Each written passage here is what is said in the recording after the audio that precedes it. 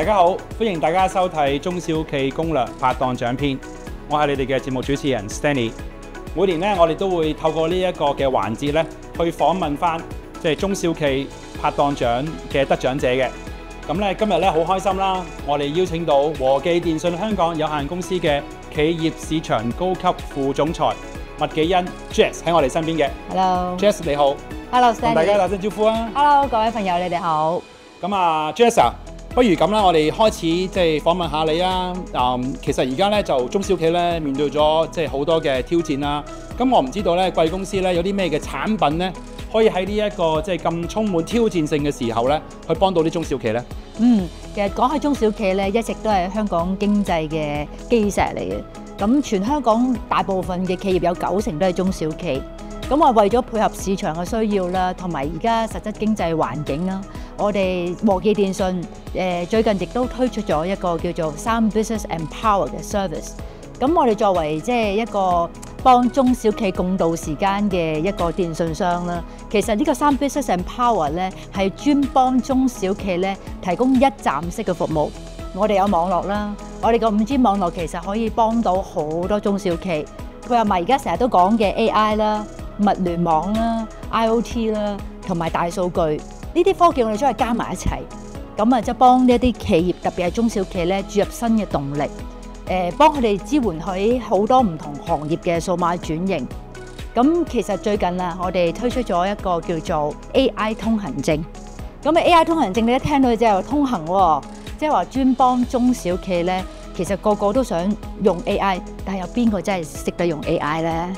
咁啊，其實一般人都覺得 AI 會唔會好高成本，門檻又高，又要多 IT 專才，咁中小企點樣去承受或者係去面對呢個挑戰呢？咁呢個 AI 通行證，話明通行證呢就係好簡便嘅，好容易嘅，我哋就會提供一個叫做按需選擇，即係話你需要啲乜嘢呢，你可以自由選擇，仲要係好靈活嘅喎。咁啊，中小企可以因應佢嘅實際需要啦。咁用一啲現成我哋 AI 已經預設嘅一啲工具，即訂即用。你今日想用，下晝就已經可以用得到。咁啊，可以幫你加速呢一個智慧轉型啦。最重要咧就係我哋提供晒咧所有一條龍嘅 IT 服務，因為好多中小企佢未必有資源咧去做一啲嘅 IT 上面嘅嘢。咁我哋亦可以運用到我哋嘅資源啦，因為我哋有7×24嘅團隊啦。咁你話有啲中小企想做多啲喎，咁佢可能需要做一啲企業級嘅 AI。咁啊，從 AI 嘅規劃啊、硬件嘅部署啊、模型開發，甚至乎訓練、系統整合等等咧，我哋都可以100% 幫佢做一個專屬嘅 AI 模型嘅，而且佢哋可以全部掌控得到，唔使驚有任何風險嘅喎。咁啊，另外我哋咧，頭先都講過啦，我哋有一個專業嘅團隊，幫晒全香港嘅中小企咧做啲員工培訓，甚至乎最重要嘅就係24小時服務，任何時候你一有問題揾我哋就 OK 嘅啦。咁所以無論你係初次用或者係進階用 AI 都好啦，其實而家 AI 都已經成為中小企一個核心嘅營運嘅一個好好嘅科技。我哋希望幫中小企可以提高生產力，亦可以能夠增加呢個競爭能力啦。另外最重要一樣嘢咧，我哋最近亦都推出咗一個叫做中小企嘅 IT 管理服務。簡單啲嚟講，即係 CTO 服務。你只要俾一個月費，你請到個 CTO 翻去公司喎。呢個服務咧係專為一啲 IT 資源比較缺乏嘅公司，佢譬如需要做到網絡管理啊、設備維護啊、雲端服務啊，甚至乎一啲網絡保安等等呢啲資訊安全嘅嘢咧，其實好需要好多 IT 工作人員，但係你可以慳翻。但係咧，我哋咧就可以咧有一個專業啦、貼心嘅技術支援咧，幫你可以咧令到你係專注喺你業務核心嘅發展。除咗呢啲之外咧，一般我哋講到最近啊，零售啊，或者甚至乎餐飲業面對好大嘅挑戰，我哋有一啲嘅5G 智慧方案啦，包括一啲叫做精準數碼嘅營銷方案，因為我哋有好多大數據，我哋可以幫到啲中小企，甚至乎例如啲食肆咧，係做一啲配對，因為我哋好清楚我哋嘅客群咧，佢哋有啲咩需要，咁我哋就可以幫佢哋做一啲叫做目標觀眾嘅推廣。另外一啲 ePOS 嘅零售系統啦，甚至乎一啲 EHR 方案啦，甚至乎一啲叫做 Omnichannel 嘅一啲即時通訊方案啦，呢啲都可以幫到公司咧提高內部嘅效率嘅。咁啊，總括嚟講，其實3 Business 都可以話係中小企嘅一個企業醫生嚟嘅。當中小企遇到任何 IT 嘅技術問題，我哋有電信級嘅基建啦，有完善可靠嘅方案，以及專業嘅團隊，可以幫佢哋解決好多痛點。希望嚟緊嘅中小企可以同我哋一齊，可以開拓更多商機啦。我聽你咁講咧，絕對唔單止係即係企業醫生咁簡單，因為睇醫生咧病嘅時候先嚟睇啫。咁但係你哋個配套咧，似乎係唔係即係有問題先嚟揾你喎？你哋係幫埋手佢哋去揾生意啦。我諗呢一樣嘢亦都係非常之即係被重視啦，尤其是呢段時間，即係大家面臨咁多嘅挑戰。頭先喺你哋講嘅方案入邊咧，你哋都提到話有零售業，你哋點樣去幫佢哋手啦？你點樣幫佢做啲配對啦？好好，咁你哋會唔會有啲即係成功案例可以分享俾大家，鼓勵下大家啊？其實有好多啊，最近好多中小企咧都即係同我哋講啊，話點樣可以揾到啲目標觀眾啊，咁同埋個個都而家翻上國內咧去消費，咁我又點樣可以吸引到啲內地落嚟香港嘅旅客咧？其實我哋作為電信商咧，其實我哋有好多唔同嘅資源嘅。包括即係我哋有好多唔同嘅大數據啦，但係呢個唔牽涉任何私隱嘅。咁啊，譬如我哋好多唔同嘅平台，就住我頭先所講嘅一啲大數據啦。譬如舉個例子，我哋知道咧有好多唔同嘅人喺唔同嘅各區咧，佢喺度 shopping 緊嘅。咁我哋可以透過我哋嘅即時嘅定位啦，可以介紹到俾我哋嘅客咧，附近有邊啲食肆餐廳咧啱你口味嘅喎。咁又例如啦，譬如我哋最近咧幫一啲嘅企業咧做一啲定製嘅服務，譬如當有一啲內地嘅旅客落到嚟香港嘅時候咧，我哋由佢一點擊呢一個買呢一個高鐵車飛嘅時候咧，其實我哋已經有好多唔同嘅宣傳廣告咧，可以透過佢個12306嘅 Apps 咧，已經係可以提供到俾佢。咁啊，當佢喺呢個搭呢個高鐵落嚟，完善呢個地鐵啦等等嚟到我哋即係香港嘅市中心咧，其實頭先都講過啦，有好多唔同嘅定位技術。一去到附近唔同嘅站，咦，原來有啲食肆咧好值得推介俾佢，我哋就會嘟嘟，我哋會發送我哋一啲相對應嘅一啲嘅 promotions 俾佢哋啦。咁呢啲係好即時嘅，同埋亦都作為即係香港盛事之都，我哋點樣去待旅客殷勤之道啦。裏邊有好多唔同嘅 promotion， 有好多唔同嘅優惠，有好多介紹，令到佢哋嚟到嘅時候，第一唔會感覺到咧係被呃啦。第二咧就係真係有好多相對應嘅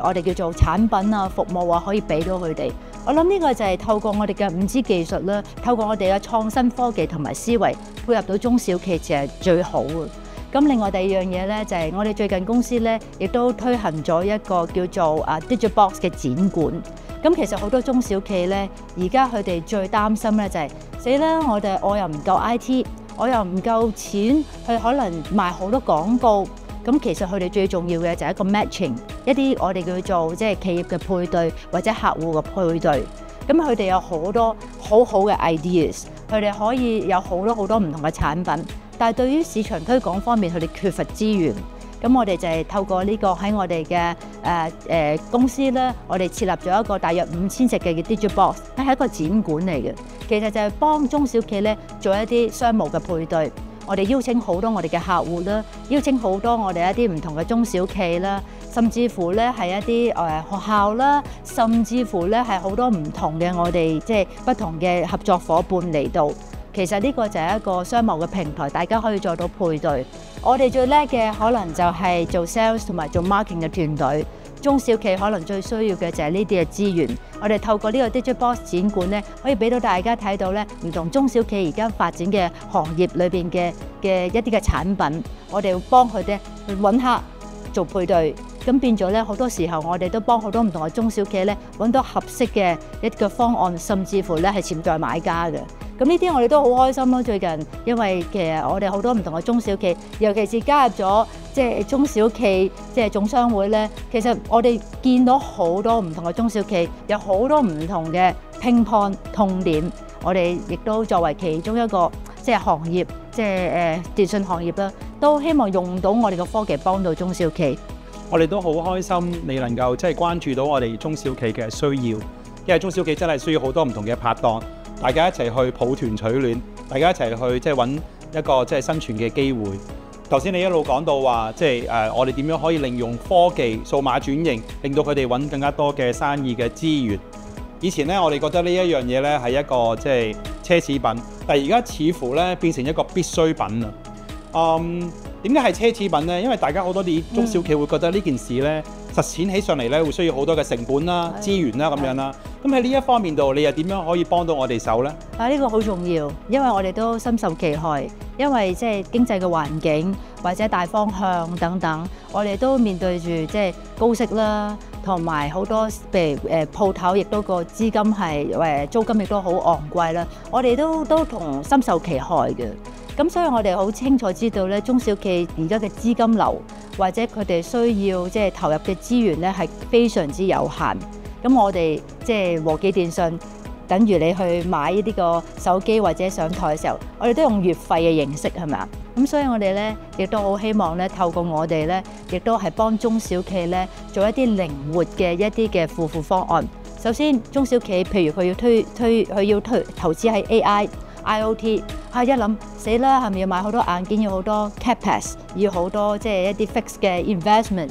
咁其實佢哋唔需要太擔心。我哋咧其實會有一啲 financing model 啦，一啲嘅財務嘅安排，俾佢用一個好靈活彈性嘅月費形式，佢就唔需要再擔心一次過咧要攞一筆錢出嚟啦。咁呢啲都係我哋希望可以幫到中小企咧，快啲上馬，快啲推行，快啲令到你個行業，快啲令到你自己本身嘅公司嘅營運效率提升，大家一齊 win win 咯。咁我哋亦都可以透過一啲我哋嘅靈活嘅付款方式，大家都好啊。咁所以我哋義不容辭。亦都係希望透過呢啲靈活嘅方式咧，去幫到我哋嘅中小企。再加上咧，其實 5G 咧，即係幫助慳到好多成本。以往咧就係好多即係中小企，唔知點做好啊，又要買好多硬件啊、軟件啊等等。因為透過我哋有一個大嘅採購，我哋買翻嚟嘅，不論硬件或者軟件，成本嘅開發咧低咗好多。咁所以呢啲亦都直接咧係對於中小企咧可以直接有一個受惠。咁我哋亦都幫中小企可以係做好多唔同嘅一啲嘅funding嘅 support 啦，因為最近政府亦都好大力支持中小企，佢哋有好多唔同嘅基金或者係一啲嘅 funding 咧，係可以 support 到中小企。中小企最頭痕嘅就係點寫 proposal 啊，點樣諗個 idea 出嚟啊，點樣落地執行啊，呢啲我哋全部都係一站式，由諗做落地推出去營運，我哋都會幫到佢手。所以咧，我哋係一個中小企嘅最佳拍檔，都係真係講得好啱。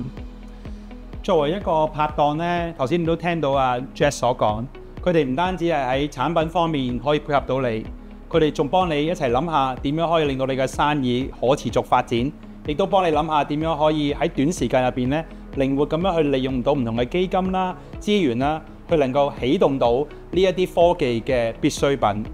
今日咧，再一次恭喜 Jess 啦，同埋你哋公司和記電訊幫我哋手，成為我哋一個非常之好嘅中小企拍檔。咁啊，期待住咧，你哋更加多嘅產品能夠喺我哋呢個中小企業界入邊咧，去支持我哋，喺度我哋一齊去共同成長。係啊，一齊努力，一齊努力。Thank you。Thank you。咁下一次再同大家中小企攻略，下一次見，拜拜。拜拜。